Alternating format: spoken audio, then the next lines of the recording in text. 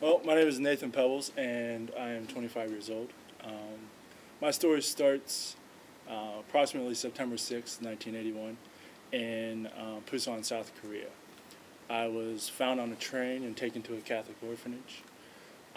Meanwhile, back in the United States, my mom was finding out that she couldn't have children. And like a lot of people that can find this out, she decided she wanted to adopt. And my mom being a nurse, she wanted someone who had some medical problems. Well, I qualified. The reason why I qualified is that I was born with a hole in my heart. So when I was 3 years old, I was adopted, brought over, and taken to Minneapolis, Minnesota, where I had open heart surgery at the Mayo Clinic, which is, if anybody knows, is one of the best heart places in the world. During the surgery, I actually stopped breathing twice. Suffered some minor brain damage, some short-term brain damage, and my right side went paralyzed. I'm originally right-handed. Told my mom that, because I stopped breathing, that there's a chance that I may never be able to walk, or may never be able to run again. I'd never make it past the third grade reading level. Well, my mom, full of courage and faith, pursued physical therapy. I got my right side back, and now I'm kind of ambidextrous. I can do multiple things with either hand, like throw football and frisbee and things like that, so it's pretty cool. By the time I was 10 years old, my parents had adopted my younger brother, Jason, who's also from Korea. Got divorced. My mom got remarried. We adopted my youngest brother, Cody, who's from Ohio. We call him the white child. And my parents moved us from a small city area to a very rural area. Basically, town was like 2 miles away, something I was totally not used to. It was the worst summer of my life. I got very angry, just harbored a lot of resentment towards my stepfather, who now I call my dad, and just was really upset about it. This whole time I was, involved in the church. We went to a small church when I lived in Sharon, Pennsylvania.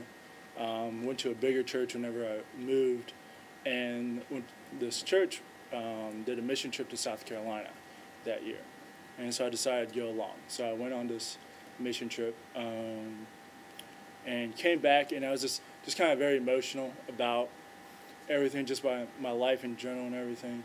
And one night it hit me that I'd never be able to see my birth parents again. It just kind of tore me up inside one night, and my dad had poured a cement pad beside the barn so I could play basketball and stuff like that, because I love sports.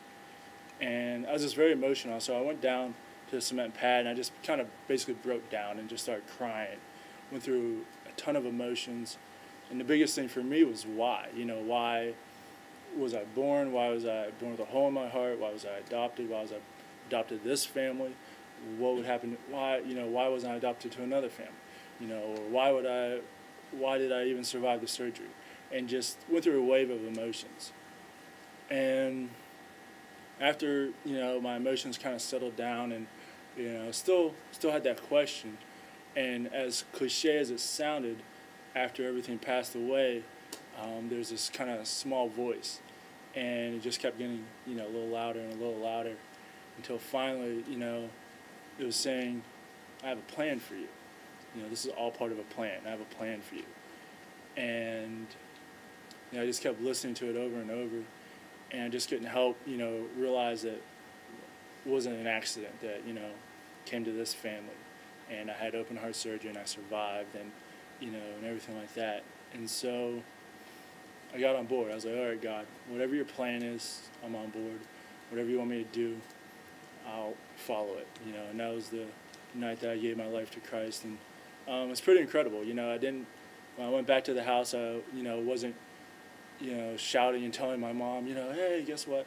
It was just a very personal moment, and it was just something I internalized and, made it my own.